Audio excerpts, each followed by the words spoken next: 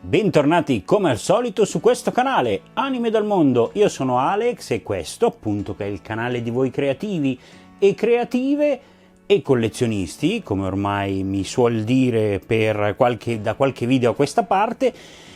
Siamo qui in un altro appuntamento a parlare di cose che riguardano i vostri diorama.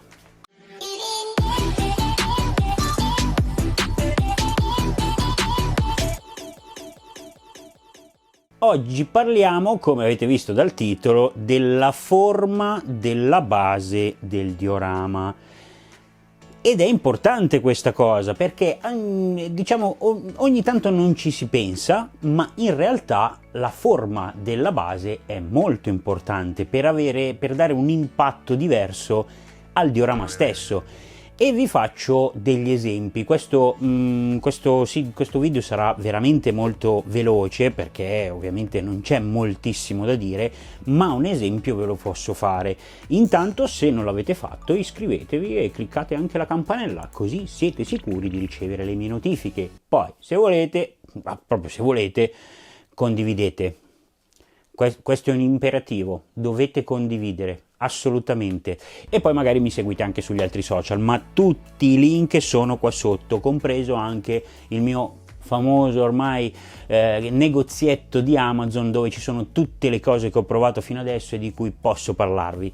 Andiamo avanti. La forma della base, e per farvi l'esempio della forma della base e vi farò capire che cos'è che intendo per forma della base, mi farò aiutare da un aiutante oggi molto particolare, un aiutante che avete visto in altri e vari video, ma mi farò aiutare da lui, da il grande Mazinga versione Infinitism, che per chi non lo sapesse ho montato qualche tempo fa e vi lascio qua sopra la scheda. Mi faccio aiutare da lui perché in questo caso è il soggetto ideale per farvi vedere questa cosa, anche se si può mettere in pratica su tutti i diorama che potrete realizzare, perché solitamente, scusate il casino, solitamente il diorama voi lo vedete magari con una base di questo tipo, quindi squadrata, quindi molto regolare, dove appoggiate quello che vi serve, anche perché molte volte la base di questo tipo è perché magari dovete mettere il diorama in un certo modo, in un certo luogo, magari in una vetrinetta piuttosto che su uno scaffale, piuttosto che su una mensola. Quindi le cose squadrate così possono servire per tante cose. Per esempio, se volete fare un'estensione del vostro diorama, avete un diorama fatto così, ne mettete uno vicino molto simile, comunque con un lato piatto come quello precedente, e potete allungare il vostro diorama e magari farlo componibile.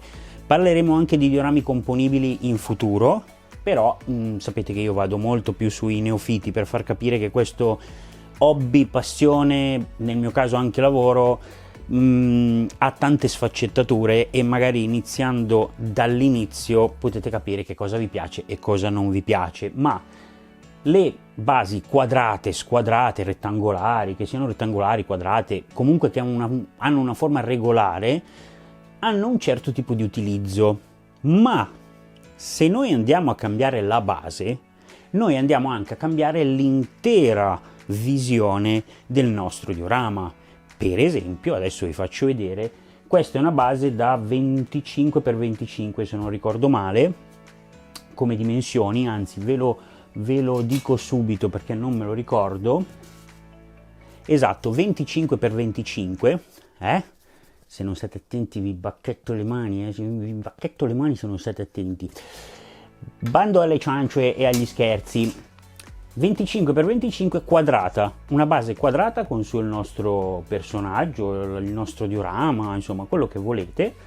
Ma se noi andiamo a cambiare questa base che è quadrata con una base di questo tipo, voi direte: che cosa hai fatto? Tanto adesso ve lo faccio vedere.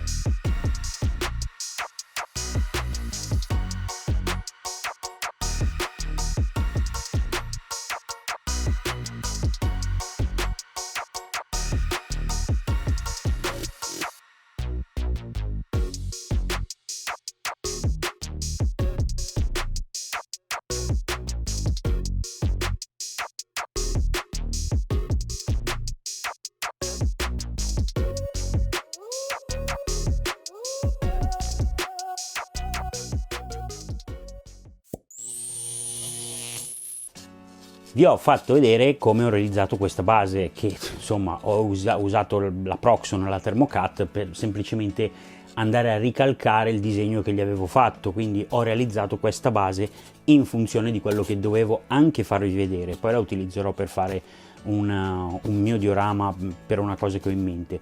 Ma se noi andiamo a mettere questa base, che sia in questo modo, che sia in questo modo, che sia in questo modo, come volete, è sicuramente diversa da questa.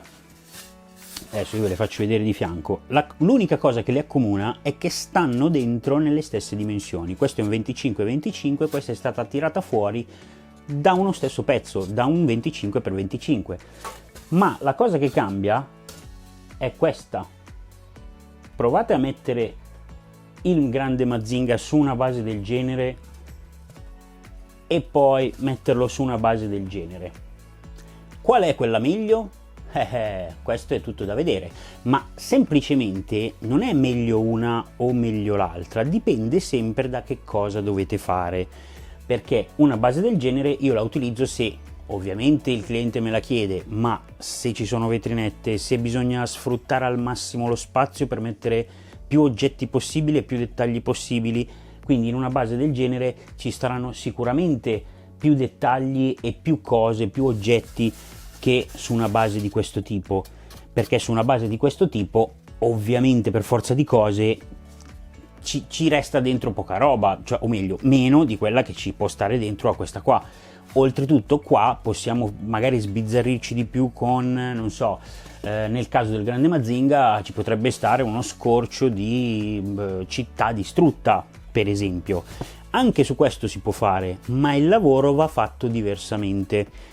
Per esempio su questa io posso piazzare una struttura, appunto, non so, un palazzo distrutto dopo, perché posso farlo dopo, mentre su questa lo devo fare prima, quindi realizzare la struttura del nostro caseggiato distrutto, mettergliela sulla base che in questo caso è irregolare, o addirittura quando è così e poi andarlo a tagliare, quindi incollare o mettere quello che ci serve e poi andarla a tagliare in questo modo, perché altrimenti non verrebbe pari a quello che è la base. Quindi ci sono due metodi diversi di lavoro, su questo lo potete fare dopo, su questo è meglio farlo prima, o meglio ancora prima, anzi senza probabilmente è meglio, usare una base di questo tipo, creare quello che ci serve, avendo disegnato magari la forma di questo tipo, adesso ve la metto così per farvelo vedere, voi disegnate quello che vi serve, il contorno della base, ci applicate sopra la vostra casetta o quello che vi pare e dopo, una volta che è incollato quello che vi serve, allora andate a tagliarla col Thermocut piuttosto che con altri utensili. Ma la cosa importante che volevo farvi capire è che la forma della base è una parte molto importante del diorama, perché in alcuni casi puoi evitare di fare cose di questo tipo che risultano un po' piatte, in alcuni casi dipende anche molto dal soggetto, ma appunto se io vi faccio vedere come vi ho fatto vedere, anzi adesso le metto vicino uno con l'altro così l'impatto è migliore, se ve lo faccio vedere qua e poi ve lo faccio vedere qui, quale vi sembra meglio? A voi l'ardua sentenza, come si suol dire. Ebbene, io volevo farvi riflettere su questa cosa, ovviamente poi la base in questo caso si può modellare, scolpire sui lati, fare come vi pare, ma l'irregolarità della base dà movimento al diorama stesso, quindi è una cosa su cui secondo me dovrete fare i conti prima o poi su quello che volete fare.